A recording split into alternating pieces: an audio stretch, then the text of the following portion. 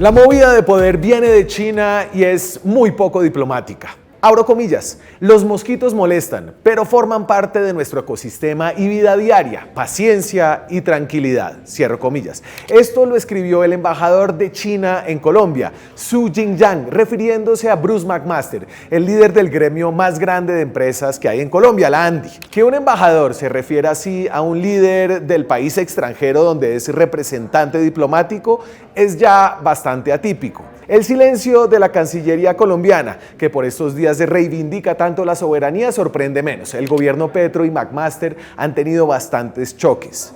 Sin embargo, la actitud del embajador chino empieza a reflejar el rol y la confianza creciente que tiene China en Colombia, que entró finalmente a la ruta de seda, el programa de influencia extranjera más importante de Xi Jinping, el presidente chino y cabeza del Partido Comunista, el único partido que hay en ese país. Los ataques del embajador Jingyang a McMaster tienen que ver con las ventajas crecientes que el gobierno Petro le está dando a China.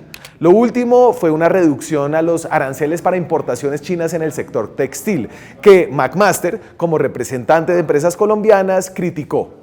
Además de decirle mosquito, el embajador respondió que las quejas de McMaster parecían a las de un pengxi, usando una expresión china. ¿Qué significa? Nos lo explica el embajador Jingyang, muy asiduo en las redes sociales.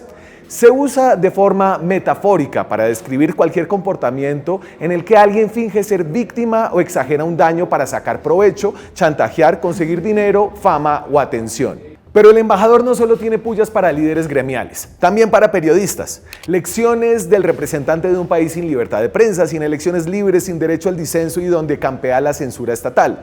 Citando una nota de La Silla Vacía, que señalaba que le había dicho mosquito a Bruce, el embajador Jingyang nos dice: protesto esta malinterpretación absurda, punto. Vincular A con Z es horrible y condenable. Es lo peor que puede nacer de un medio. Dejarse manipular es peor.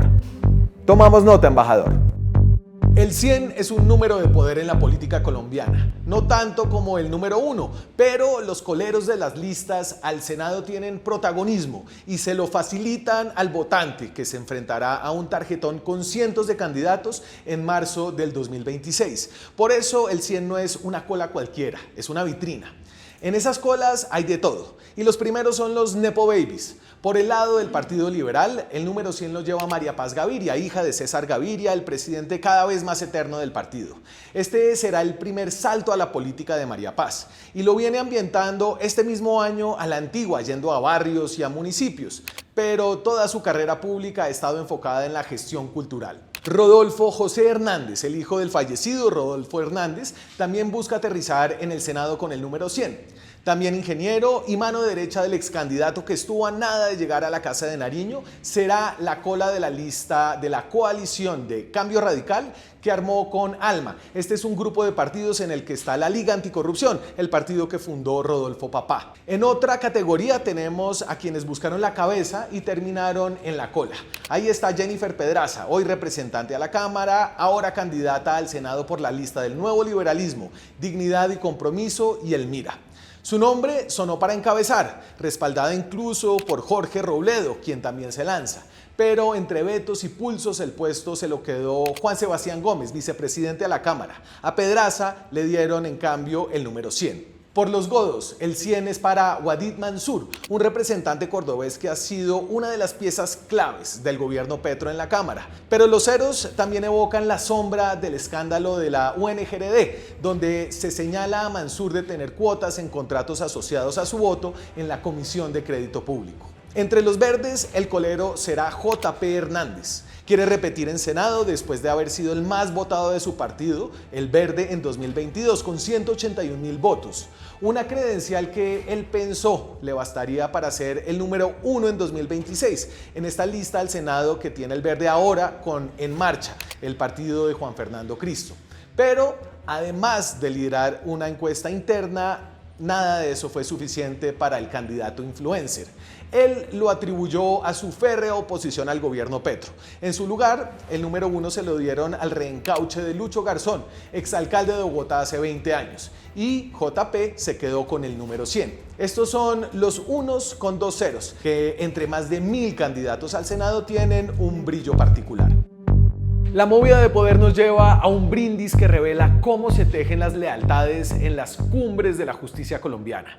Fue en el Salón Azul del Jockey Club de Bogotá. Sobre las 7 de la noche se asomó a una ventana Carlos Camargo, el nuevo magistrado de la Corte Constitucional y anfitrión de una velada que retrata los problemas del clientelismo judicial en Colombia, creados por el sistema de elecciones cruzadas en las altas cortes y las entidades de control. Sus invitados eran los magistrados de la Corte Suprema de Justicia, los mismos que lo ternaron para la Corte Constitucional, y los mismos, 9 de ellos, a cuyos familiares les entregó cargos cuando lideró la Defensoría del Pueblo durante el gobierno de Iván Duque. Y por eso mismo su elección está demandada ante el Consejo de Estado. Aún así, ni Camargo ni sus invitados de la Corte sintieron que era poco delicado hacer una cena de agradecimiento para sus ya agradecidos electores. Llegaron sin mayor ruido por el parqueadero, subieron en un ascensor privado y aparecieron en el segundo piso del club, un salón de candelabros, trofeos y ventanales que los delataban a pesar de la discreción. A ese piso no suben ni los socios del jockey, solo invitados personales. La silla vacía hizo la crónica desde abajo, mirando el ventanal y con los binoculares del hermanito de la reportera. A las 7:29 de la noche se escuchó el primer clink. Camargo chocó su vaso con Octavio Tejero, Diego Corredor y Mauricio Lenis, 3 magistrados de la Suprema. A la empresa de los hijos de Tejero, por ejemplo, Camargo les dio un contrato de más de 100 millones de pesos desde la Defensoría. 4 meseros rondaban la mesa con panes, entradas y música clásica de fondo, mientras el salón empezaba a llenarse. Antes de empezar, el evento ya generaba polémica en pasillos judiciales. En la mañana circuló una invitación parodiada que decía, y cito, «Brindemos por la lealtad, esa noble virtud que nos permite ver un amigo donde la ley, artículo 126 de la Constitución, ve una inhabilidad». Una mordida directa al yo te nombro, tú me nombras, prohibido por la Constitución. Era una parodia con algo de verdad. La demanda contra la elección de Camargo podría terminar tumbando al magistrado. Como lo reveló La Silla Vacía, Camargo nombró a familiares de 9 de los 22 magistrados de la Corte Suprema, que luego lo ternaron a la Corte Constitucional. Siendo defensor del pueblo, puso a esposas, hijos, hermanos, nueras, de varios de los que esa noche brindaban con Buchanans a su lado.